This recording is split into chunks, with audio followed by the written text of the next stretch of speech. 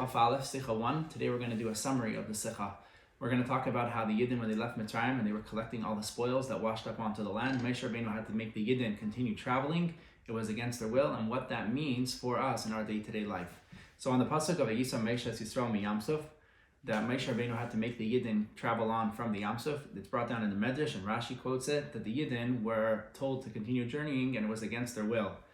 Why? Because they were occupied with collecting all the spoils that the water washed up, and this collection that the Yidden were doing at this time was even greater than all of the wealth they took out from Mitzrayim.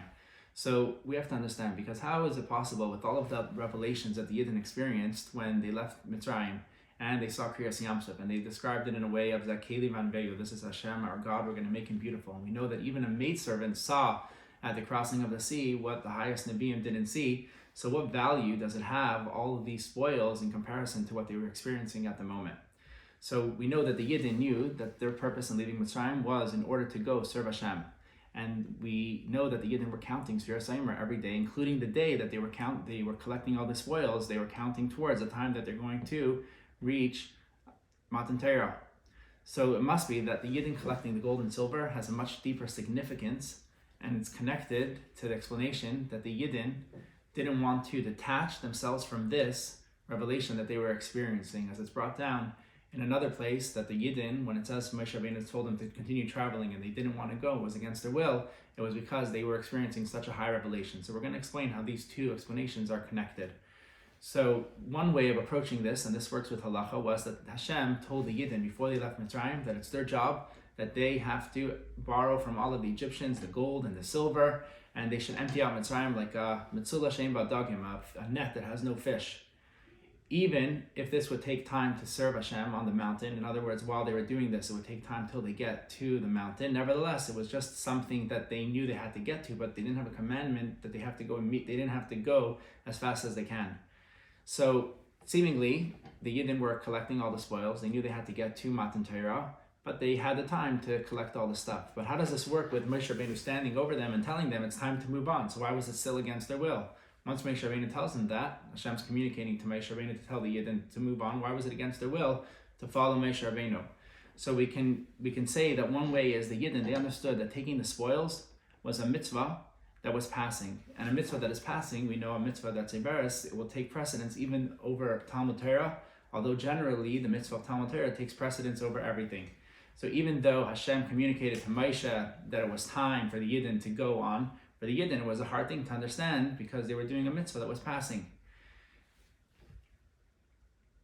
Based on this, we can understand the concept of the Yidden taking all of the spoils from Mitzrayim.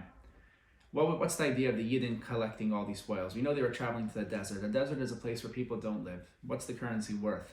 Furthermore, the Yidden, they were coming out of Mitzrayim. We know that they were extremely wealthy. Every Yid had donkeys loaded with gold and silver, etc. So what are they trying to accumulate more with the wealth that they're collecting at the water? And furthermore, the Yidden, if they were Zeicha, which they were going to be at this point in time, they were supposed to be going to Eretz Yisrael right away. So what exactly were they doing by collecting all of these spoils? So it's brought down that the Yidden, they were doing simply what Hashem wanted. Because emptying Mitzrayim is connected with the idea of Bal Tashbis, which means you can't waste anything that has value. And we know the Torah is concerned about the money of a Yid. Every physical object has spiritual sparks within it. And the Yidden were investing their energy and their time in elevating all of these physical sparks that were found in the spoils of Mitzrayim that were washing up. And this made the Yidden work in a way that they were completely given over with all of their energy, b'chol meidacha. As we see, the way a person serves Hashem when he knows that Hashem is looking over him is not the same if he didn't have this recognition. So too the Yidden, they were experiencing this high revelation when they were leaving Mitzrayim after the Kriyas Yamsuf. So therefore they were completely given over to collecting the spoils and elevating all the sparks that were found within it. So now we can understand what it means that the Yidden had a hard time and they were going against Hashem's will. They were going against their own will by continuing to travel because they were completely given over to this idea of collecting all the sparks. It was hard for them to move on. They wanted to go on. They wanted to serve Hashem with a joyous and a glad heart, but it was hard for them to detach because they were completely involved in collecting all of these spoils. So what happened? Moshe Rabbeinu said, now it's time to move on. What does that mean? That means that there's no more sparks left. Similarly to when we eat matzah, we have the idea you have to eat matzah in a certain amount of time, and when you eat it, it gives a person faith. If a person's going to eat matzah at a later period, after that certain time that is allocated for eating the matzah, it won't have the same benefit. The same thing with physical things that have sparks. Once Moshe Rabbeinu and Hashem say that it's time to move on, it means that the Veda is finished, the person's service of Hashem is finished in this area, and now he's able to move on. So what's the lesson for us that we can learn from this story that it was hard for the Yidden to detach themselves from one service to another?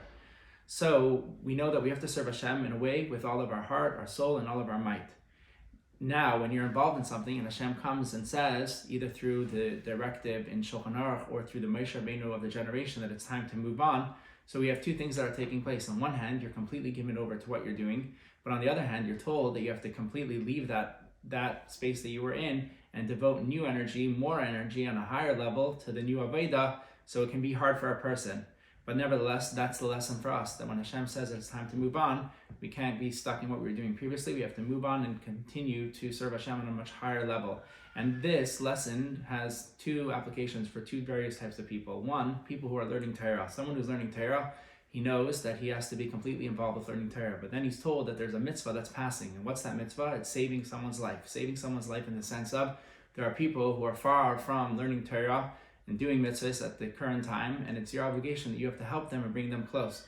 So on one hand, it can be very hard for a person to detach himself from the learning Torah that he was doing previously, but Moshe Rabbeinu and Shulchan Aruch is telling you that it's your job to move on and to help that person and completely give yourself over to that person in a way of investing all your energy and to bringing him close. And the same thing for someone who's involved in business or doing good things throughout the day. He has to also know that it's his job, that he has to move away from that line of service to set times to learn Torah every day, and it should be in a way that it's set, not just sometimes you learn, but completely set in a person's soul that he can't miss it, giving himself over completely to learning Torah.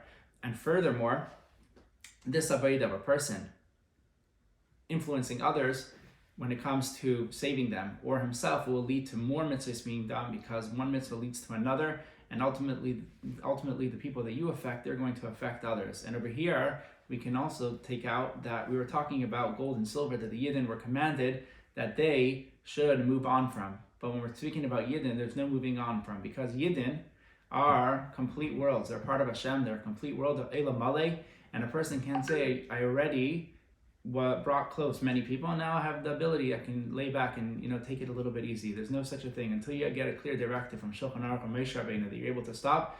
You have to continue going.